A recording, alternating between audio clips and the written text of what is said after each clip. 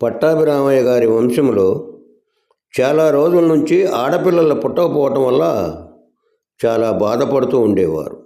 కానీ ఆదిత్య, నిహారికలకు మొదటి సంతానంగా ఆడపిల్ల పుట్టింది. కానీ పుట్టి కొన్ని గంటలైనా పుట్టిన బిడ్డలో చలనం లేదు. ఉలుకు పలుకు లేకుండా ఉండేసరికి అందరూ కంగారు పడ్డారు. పుట్టిన బిడ్డ రిపోర్ట్స్ అన్నీ నార్మల్గానే ఉండటంతో డాక్టర్స్ కూడా కారణం చెప్పలేకపోయారు. అదే సమయంలో జరిగింది ఒక విశేషం అనటం కన్నా ఇంత అంటే బాగుంటుంది. అది వర్షాకాలం అవటం వల్ల బయట ఆకాశం అంతా మేఘావృతమై ఉండి పెద్ద పెద్ద ఉరుములతో వర్షం పడసాగింది. అదే సమయంలో పాప శరీరంలో ఉరుముల శబ్దానికి కొంచెం కదలిక వచ్చింది. పక్కనే కిటికీ నుంచి వచ్చిన వానతుంపర్లు పాప ఒంటి మీద పడేసరికి అప్పటికప్పుడు కళ్ళు తెరవని, ఎవరిని చూడని పాప ఒక్కసారిగా కళ్ళు తెరిచి నవ్వుతూ అందరిని చూసింది. అదంతా చూసిన డాక్టర్స్ కూడా ఆశ్చర్యంగా, ఇది ఏదో సైన్స్కి అందని ప్రకృతి మహిమ, ఇంతవరకు ఉలుకు పలుకు లేని పాప వర్షందొల్లు పడగానే స్పందించింది. అంటే తనకి వర్షంతో ఏదైనా బంధం ఉందేమో అనుకొని అక్కడి నుండి వెళ్ళిపోయారు డాక్టర్స్. ఆనందంగా కుటుంబ సభ్యులు పాప కళ్ళు తెరిచి చూసినందుకు ఎంతగానో సంబరపడిపోయారు. బారసాల రోజు పాపకు ఏ పేరు పెట్టాలని పంతులు గారిని అడిగినప్పుడు వర్షంలో పాపకి కదలిక వచ్చింది కాబట్టి వర్ష అని పేరు పెట్టారు. వర్షకు పెళ్లి వయసు రానే వచ్చింది. వర్ష అరవింద్కు పెళ్ళి మహావైభవంగా జరిపించారు. పెళ్ళైన 3వ రోజు తర్వాత శోభనానికి ఏర్పాట్లు చేశారు. వర్షను తీసుకొచ్చి గదిలోకి వెళ్ళమన్నారు. వామ్మో, నేను వెళ్ళనంటే వెళ్ళను. అది మరి నా ఫ్రెండ్ వచ్చి నన్ను విష్ చేస్తే కానీ నేను గదిలోకి వెళ్ళను అంది. అప్పటి వరకు అక్కడే ఉండి ఏం మాట్లాడకుండా వీళ్ళ సంభాషణ వింటున్న పెద్దమ్మలు అందరూ పక్కున నవ్వి, బాగుందమ్మా సోజ్యం, ఎవరన్నా విన్నారంటే నవ్విపోతారు, ఇలాంటి కోరిక విని అంటూ బుగ్గలు నొక్కుకున్నారు. కాంతమ్మ గారి సైగతో అందరూ సైలెంట్ అయిపోయారు. అప్పుడు ఆవిడ పెద్దమ్మలు అన్న మాటలకి చిన్నబుచ్చుకున్న వర్ష కోపంగా చూసింది. అదిగా తల్లి, ఇప్పుడు ఇది మార్చి నెల, ఇంకా నీ ఫ్రెండ్ రావాలంటే జూన్ జూలై నెలల దాకా ఎదురు చూడాలి. వర్ష మాత్రం తాను పట్టిన కుందేలకు 2 కాళ్ళు అంటూ మంకుపట్టు పట్టి కుదరదంది. అదేంటి సామెతలు 3 కాళ్ళు అంటారు అని డౌట్ వచ్చింది కదూ.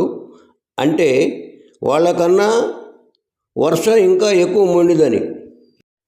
అక్కడ వర్షను గదిలోకి పంపటానికి అందరూ నచ్చజెబుతుంటే ఈలోగా పంతులు గారి నుంచి ఫోను వచ్చింది.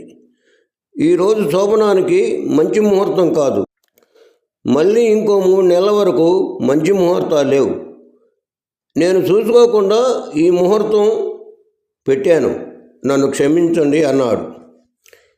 ఈ విషయం విన్న వర్ష చాలా సంబరపడిపోయింది. కానీ అరవింద్కి ఎలా ఈ విషయం చెప్పాలని అందరూ ఆలోచిస్తూ ఉన్నారు. కానీ ఎలాగోలా అరవింద్కి ఈ విషయం తెలిసే ముందు బాధపడిన ముందు ఊరుకున్నాడు. 3 రోజుల తర్వాత అరవింద్ అమెరికా ప్రయాణం అయ్యాడు.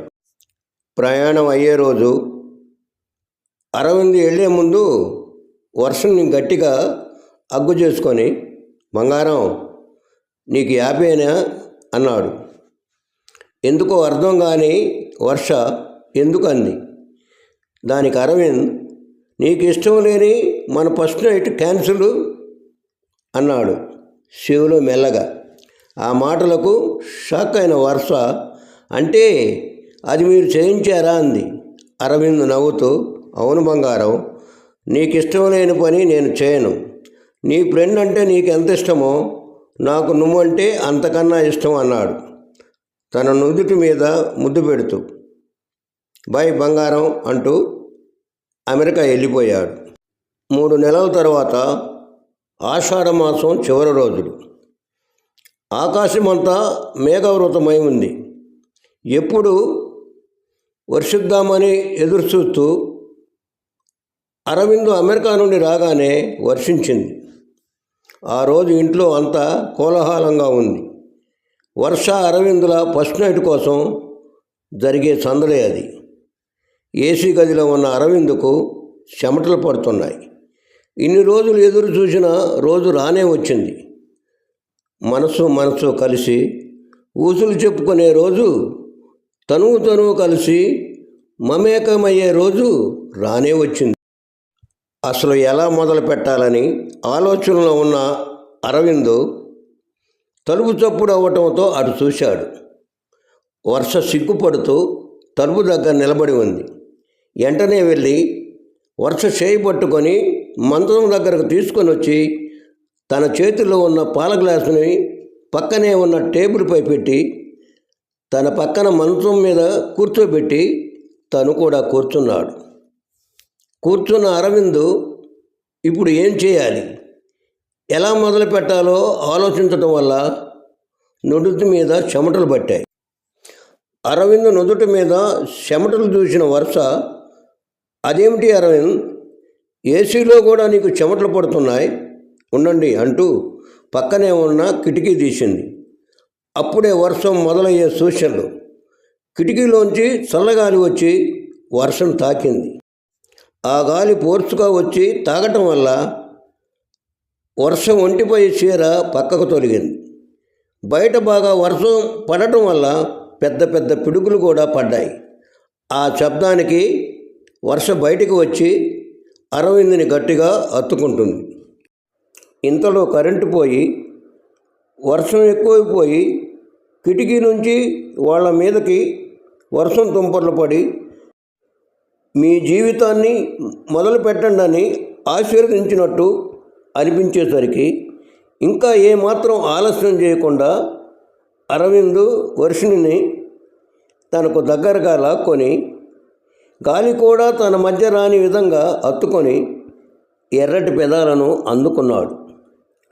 ఆ రోజు కోసమే ఎదురు చూస్తున్నట్లు వర్ష కూడా అరవిందుని మల్లెతీగలా అల్లుకుపోయింది. అలా ఇద్దరు ఆ రోజు రాత్రి తనువు మనసు ఏకమై ఒకటయ్యారు.